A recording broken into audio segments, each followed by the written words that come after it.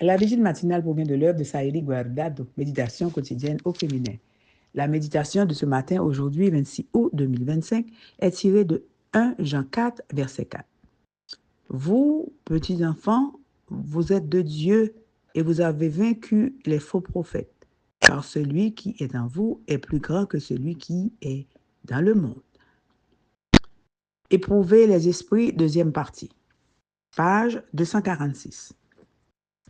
En 1894, Ellen White, âgée de 67 ans, vivait en Australie et était reconnue en tant que messagère du Seigneur.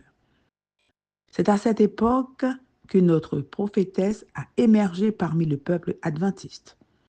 Elle s'appelait Anna Phillips. Elle affirmait recevoir des songes et des messages de Dieu qu'elle écrivait aux maris et aux femmes sous forme de témoignages semblables aux écrits de la sœur White. Le pasteur A.T. Jones, très respecté, était l'un des plus importants promoteurs de messages d'Anna.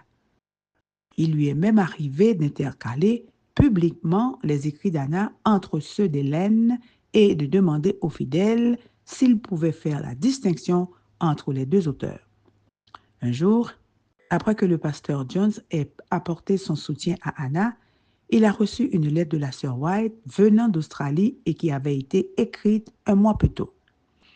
La lettre disait, entre autres, pensez-vous que Dieu vous est chargé de présenter les visions d'Anna Philippe, de les lire en public et de les mettre sur un pied d'égalité avec les témoignages qu'il a plu au Seigneur de me donner?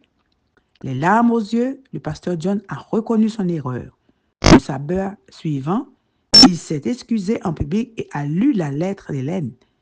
Lorsqu'Anna Phillips a entendu la lecture de la lettre, elle a reconnu également sa tromperie et, avec le temps, elle est devenue une fidèle enseignante biblique pour l'œuvre de Dieu.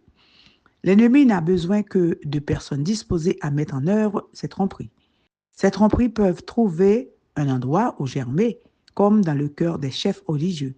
Si le chef est trompé, une grande partie de la congrégation sera influencée par la tromperie. Qui devons-nous suivre?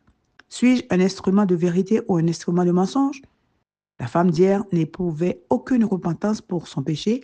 Elle essayait juste de le couvrir sous un masque de sainteté. Dans le cas d'Anna, elle a su reconnaître son mensonge et le Seigneur l'a recrutée pour faire avancer son œuvre. La bonne nouvelle, c'est que le Saint-Esprit donnera la lumière de la vérité à toute personne qui, d'un cœur sincère, cherche Dieu et ses voies. Examinons attentivement chaque parole. Amen. Heureuse de ne pas être trompée. Que Dieu vous bénisse. Bonne journée.